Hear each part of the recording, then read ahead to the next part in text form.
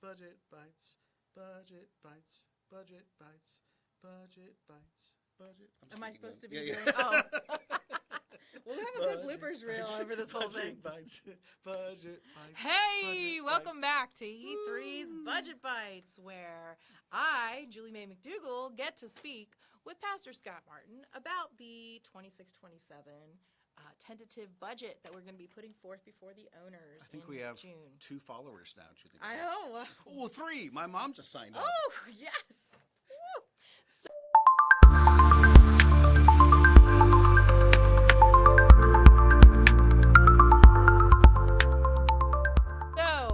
if you've been following along with us now for a few episodes, you'll know that we've already talked through the salaries and fringe piece of the budget. We've talked about the ministry side of the budget and all of the lines that go into the various worship, connect, and serve parts of our ministry and our mission.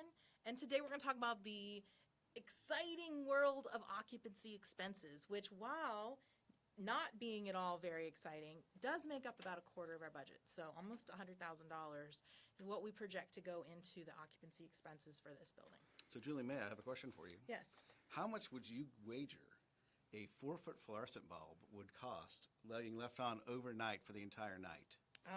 Is it $5, Pastor Scott? It's not $5. It's a little lower. Is it 50 cents? It's even lower than that, Julie May. Is it 5 cents? You're right, Julie May. 5 Oh! cents. It's almost like I sent this. Wait, hold on. I got to make sure I got the wattage correctly. It was I can't even find it now. We did Google that because one of the biggest questions I have is why were the lights left on, Julie May? And those are factors for our utility bill, and they are ones that add up. 4 cents per night for every night of the year would be like $5 or $10. The fact is, though, that we have so many lights, and it's just an easy thing to turn off that light switch. But more importantly, we have so many thermostats and so many toilets and so many things that our utilities are the biggest chunk of this particular budget line. How much money is that per year, Julie May? So this year we budgeted almost $30,000 for utilities, and we were not quite there what the costs are. So we've seen an increase every month after month in terms of what the actual expenses are for our utilities. And so for this upcoming year, we've actually upped that to $36,600. So we have upped that by almost $7,000 just to get ahead of what we see as just being a continuous increase in the utility costs. Yeah, that amount this every year has gone up substantially due to inflation and to all the things of why my personal utilities is going up probably commensurately, and I don't actually consider it when I sit down and think about my yearly utility bills. Right. We're actually looking at LED light bulbs for the worship center. There's so many light bulbs in there on a Sunday that are used for the aesthetic effect. Fluorescents, we've been on a fluorescent Sunday because the lighting system blew up or whatever. That's not appealing at all. No one looks good in a fluorescent light, including right now we're under a fluorescent light. Present company excluded. We are looking to change those to LEDs, which would be much less heat and much less overall consumption, but the initial cost is something that we're trying to figure out for not this year with the budget already going up so much, but for a year upcoming where we just, pull off the Band-Aid, let's put in some nicer bulbs and change how those are used. And I think we would see an appreciable difference there if we were able to do that church-wide. Absolutely. And the biggest usage of our utilities, when you break it down from bay to bay, is our Surf Tallahassee. They have 18 fridges and freezers who are always running for the food for the community, and that's just an investment we were willing to make sure people have food that's awesome food. Yeah. Yeah. Right. And that makes sense. I mean, that's such an important part of our ministry. That we just have to, again, it's kind of like we're donating towards that as a way of being able to serve our community by paying this utility bill and by accepting some of those costs. Right. In addition to our utilities, when we also have your basic fees that you would expect, like trash, we have the security system. We also have insurance, and insurance has been a big wild card the last few years. Yeah, we were denied coverage for insurance at one point. Our premiums went up above $100,000 at one point. The way in which insurance has just been all over the map. I know every person feels that. We have Church Mutual, which is a great job just for churches. They give great insurance, and the rate at $38,800 looks about pretty accurate for this upcoming year. About a third of that is wind coverage only during hurricane seasons and non-hurricane seasons too. It just covers only wind. The rest of the building for fire, for theft, for mold, for all the different things you worry about with any sort of business or home is going to be about about a third or to a half. And then the remaining amount is a liability coverage that covers our staff, our volunteers. Being a church, there's very specific ways in which you have to be covered from any sort of nefarious lawsuits and sad things like that. So we take that seriously, something we cannot go without. Again, a huge chunk of our budget, almost $40,000 for insurance.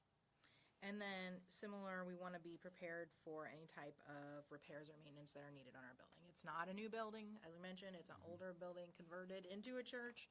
And we have things like impending end of life of certain AC units that will not last forever. We can pray some some Holy Ghost magic over them, Yes. but I don't know that eventually they're going to stop chugging along, and so that is why we have $12,000 budgeted in for this upcoming year, just to handle an emergency. Really, it's kind of like a facility emergency fund. This past year we had 10, and that was almost completely eaten up just by that tree removal job that we talked about in one of our last episodes. Yeah, this upcoming year we have to repair the deck in front of Ether Kids. It is getting really bad, and it's not built as similarly as the other rest of the deck, so it'll be replaced. It won't be a new deck, it'll just be replaced. We're looking at a lot of other issues that will have to come out of that inward repair and maintenance. But like you said, this is a huge, old storage building. And as Judges 19:27 states, to pray over the compressor is to pray life for one soul.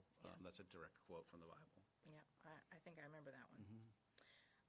We also have to cover cleaning costs. So, of course, we have lots of folks using our facilities every single week, not only on Sundays, but every single day of the week between groups and folks who utilize our facilities for various programs and meetings, and even when owners come in and use the facilities for their own events, which is something that you can do if you're interested in doing that. But because of that, we do want to make sure that they're kept clean, and that particularly, too, as we've gone through lots in the last 5 or 6 years with COVID and with flu, we want to make sure that we're properly cleaning and sanitizing our spaces so that everybody stays healthy. Absolutely. That's $10,000 goes to an amazing janitor team brother. They're your sons. Did you know that? Oh, Yeah, no. Mario and Luigi. They put on the hats, the plumbers, and they clean the whole building. Every Sunday, your sons clean the building. Did you know that? Oh my gosh! I mean, Joe has gotten big, but I mean, he's the Luigi though, right? Well, he's the plunger. Yes. And Jake uses him like a plunger to clean that toilet. So Joe seems to like it. He's very agreeable. He is that very little guy. agreeable, except when he's not. Then he makes it known. Yep. No, well, our actual janitor is a man named Robert who comes on Mondays and on Thursdays and does an amazing job. Hardest worker I've ever seen, keeping our facility clean and never cuts a corner. He does just a fantastic job. And so those items there actually, as I mentioned, they make up almost $100,000 of our little over $400,000 budget. Which I just want to bring your attention to is when you're looking at the difference between last year's and total bottom line. So if we're looking at going from 407 up to 446, a little over $15,000 of that increase is here in the occupancy expenses line. So again, counting for things like inflation, for making sure that we're prepared for a facilities emergency that won't require us to dip into our reserves. Right. But we can actually, it's like they always say, your car expenses aren't really an emergency because eventually your car is going to need something, so plan for it, Yeah. Nor is Christmas apparently an emergency, something we can predict once a year. So this is part of our process with budgeting, is that we want to be thinking ahead, and how can we make a little bit of a fund ready there to be able to foresee any of these things from happening. So That's really wise. yeah, so that wraps up our overview of the budget in our Budget Bites series. We may get together one more time to talk about designated funds for all of you who would love to hear more about that. But today I think we're gonna call it right there. What do you think? Sounds like a plan. All right. Thanks. See y'all later. Bye-bye.